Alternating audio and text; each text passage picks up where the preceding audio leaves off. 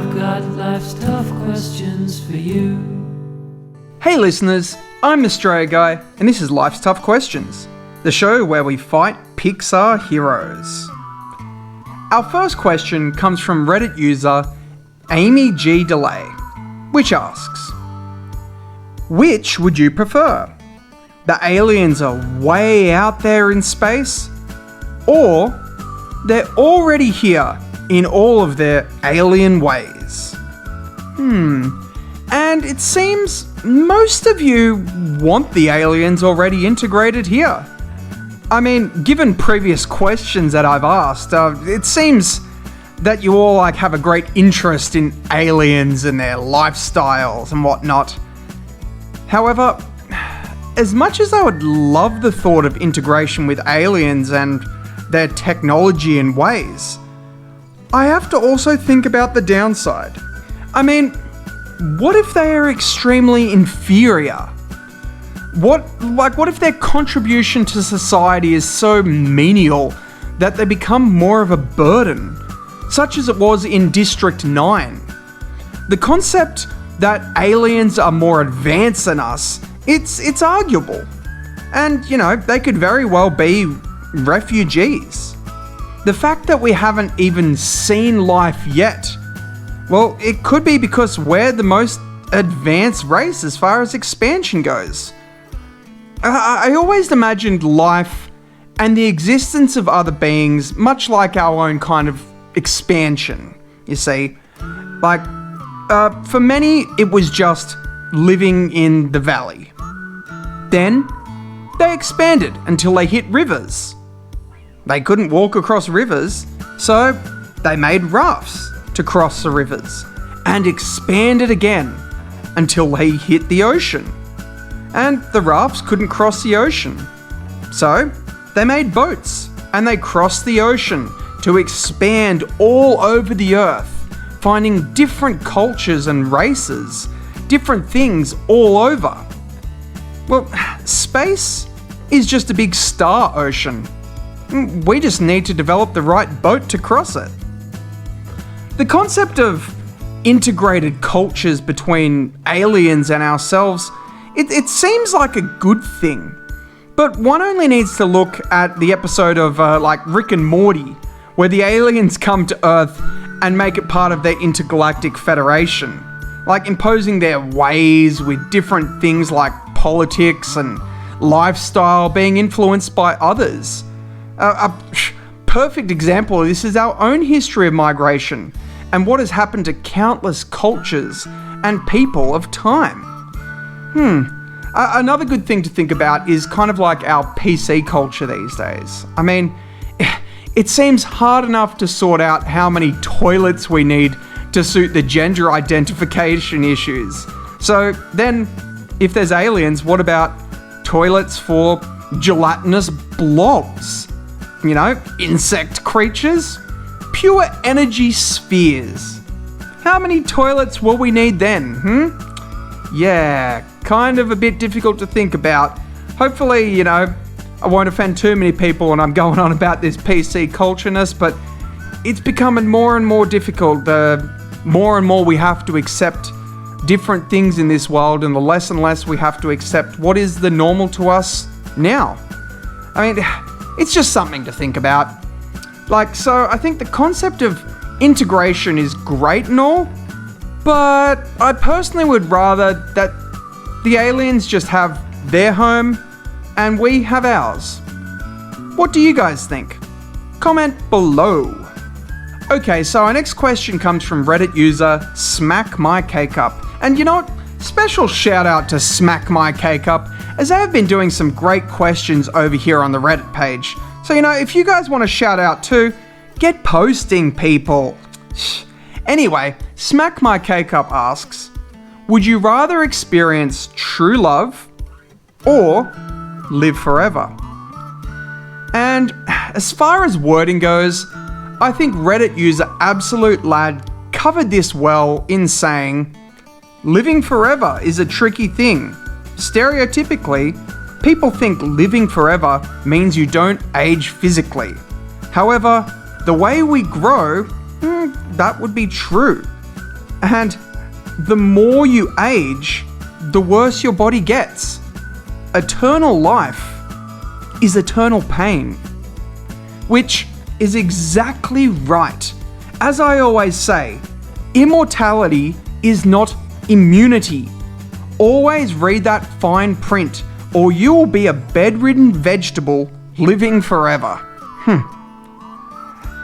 And, I absolutely love these answers by both, and I hope I'm pronouncing this name correctly, Vornskov Mike here and Smack My Cake Up, who say, even without true love, I wouldn't want to live forever. And even with true love, I wouldn't want to live forever. Which is so true. I mean, I want true love. I think there's a lot of people out there that want true love. And eternal life seems like an exciting journey. But, you witness everyone you care about dying and leaving you. And all you have is the memories of them that slowly fade away and die too.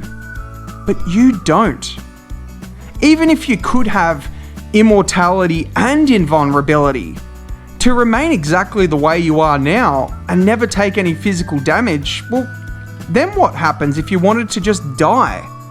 With no, push the button, with no exit clause, you are doomed to exist forever.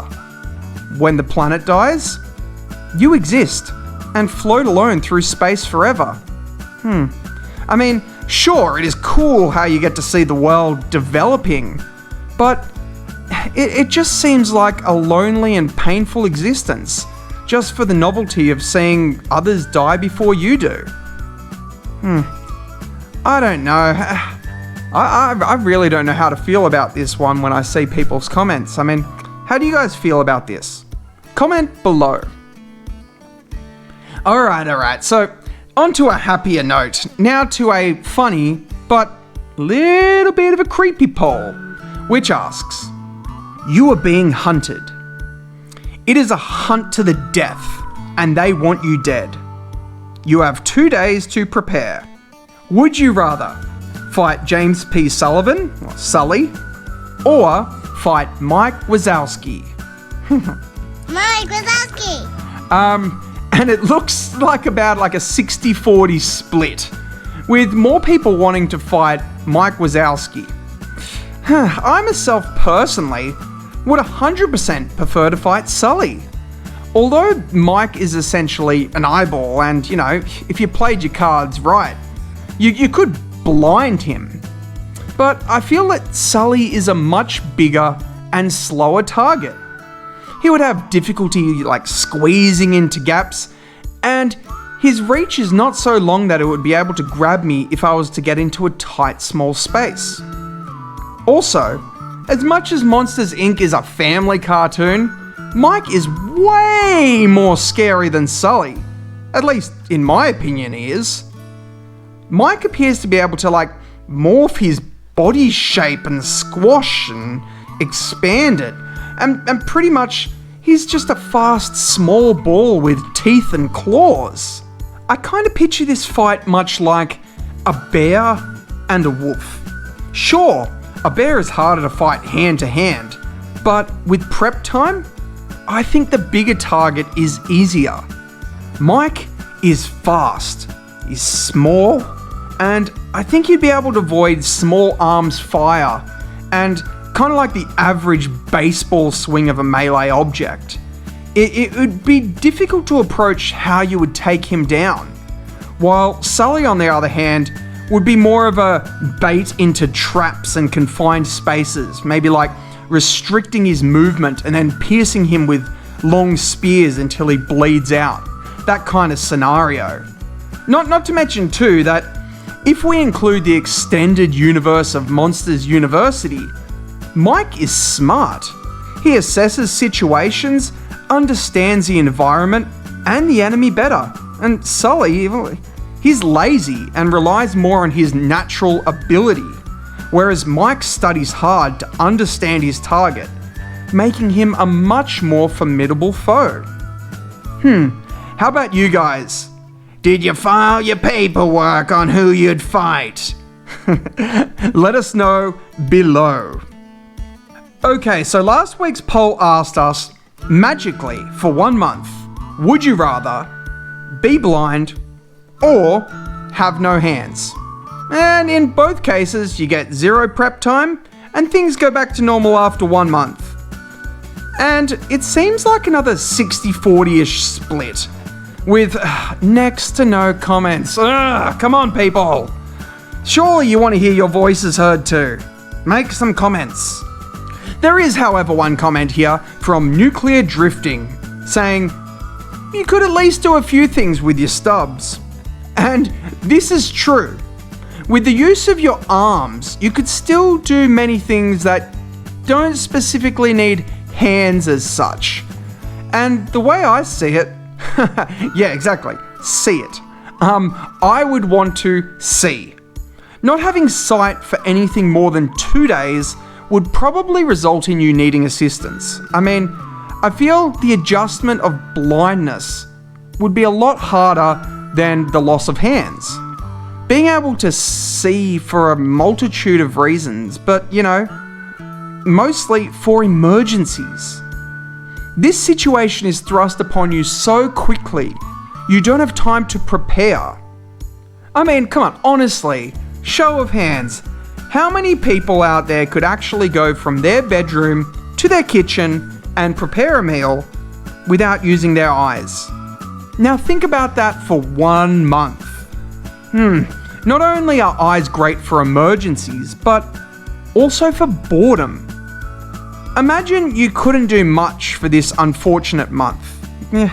Much like my own present health situation. I pretty much sit around the house, play my PlayStation, make YouTube videos, and watch Netflix. Having eyes would help a lot with boredom.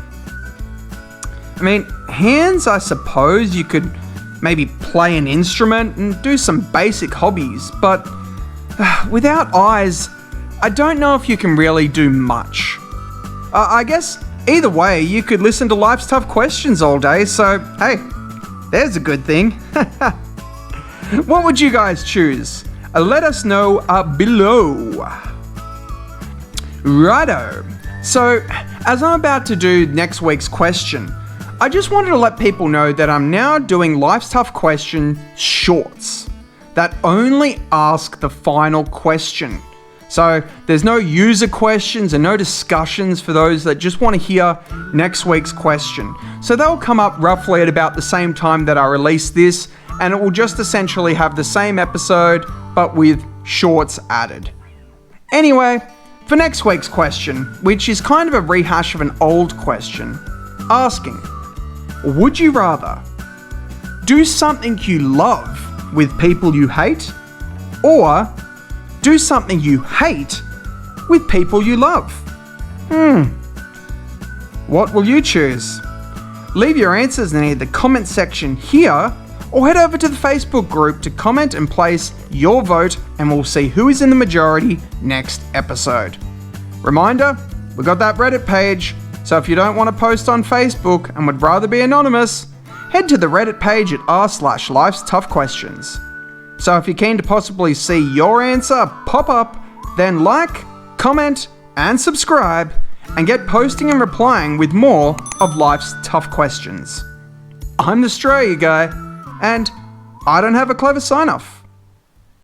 Would you rather stay inside for all your life, or fly around the air 100 miles as a knife? I wonder what it is that you would do. That's why I've got life's tough questions for you.